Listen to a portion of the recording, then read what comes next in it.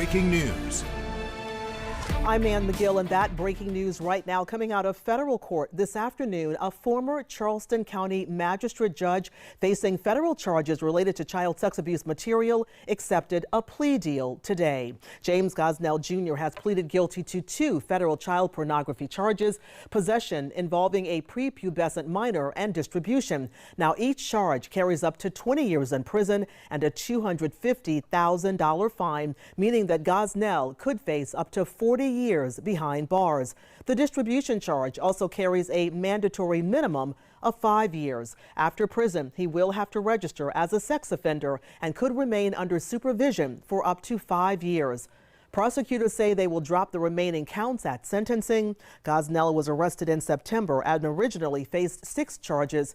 Federal investigators say they found hundreds of child sex abuse videos in a flash drive in his home. A judge must still approve that plea deal.